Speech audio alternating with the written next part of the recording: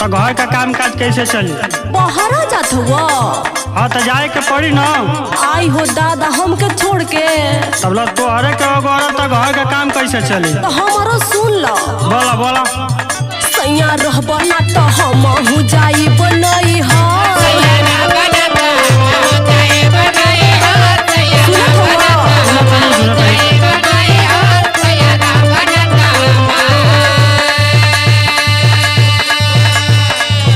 चलो बूढ़ा सासु ससुर जी के छोड़ी के तू घर सुन लई हो जिम्मेवारी दे के जात हुआ।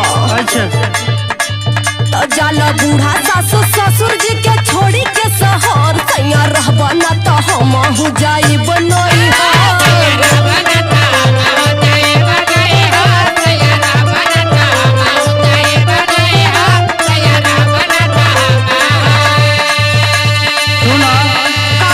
जब ये सब बतियेबू तो घर का बूढ़ा बूढ़ी माई बाप कैसे रही है? हम ना जाने थी कैसे रही हो। सुन बोला धनी करब ना नौकरिया तो का खइबू?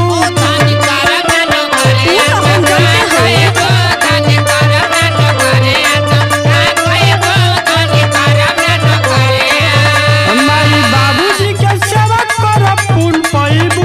माई बाबूजी के सेवा करब पुन पइबू। धनी करब ना नौकरिया तो का खइबू?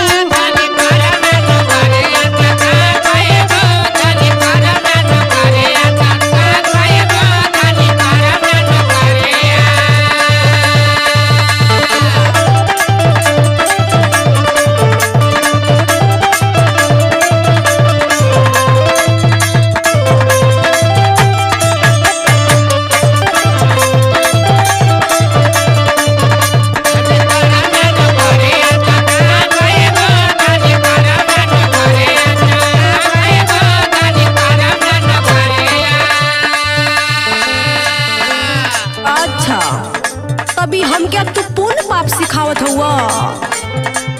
सिखावे के पड़ी ना भाई। बताओ अभी एको 2 महीना ना भइल हमके अइले आ तू ही सब बतियावत हुआ। सुनो बोला बानी नया दुल्हन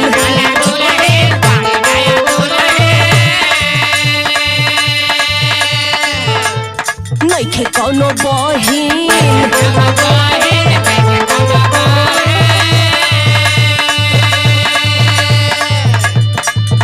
अरे बानी नया दुल्हन नइखे कौनो बहिन मन लागे नहीं रोब पिया ठोपहर मन लागे नहीं पिया रोब ठोपहर सैया रहबा ना तो हम चली जाइब नहीं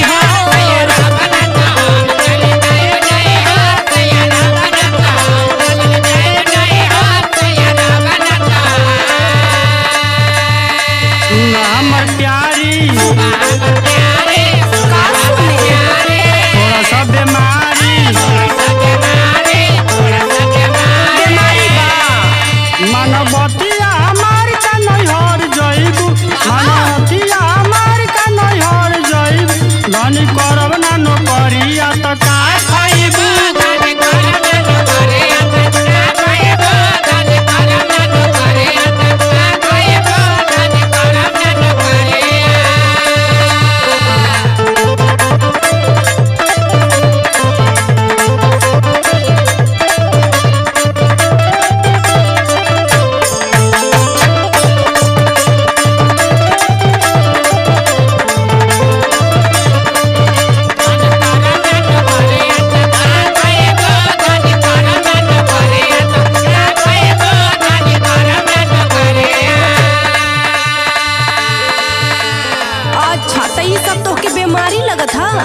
तोहरी बतियावला से बुझाता कि तोहरा नैहरे के बीमारी धइले बिया। जाए कहाँ हो जाए बड़ी। सुनो बोला अरे हम तो से इतना प्रेम कइला तब न कहत हई। अरे तो हम तो प्रेमे कइला तो प्रेम का तनी वादा निभाव। अच्छा सुनो बोला लागी नहीं मनावा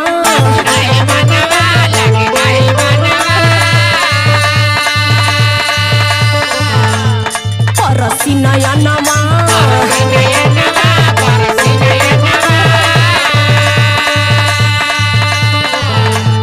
लागी नहीं मनावा बरसी नया नवा पिया चढ़ली जवनिया में उठे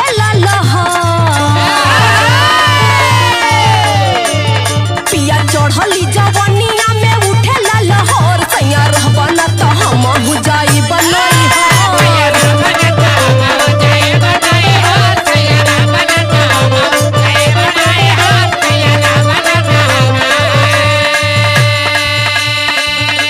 अरे बदल इरादा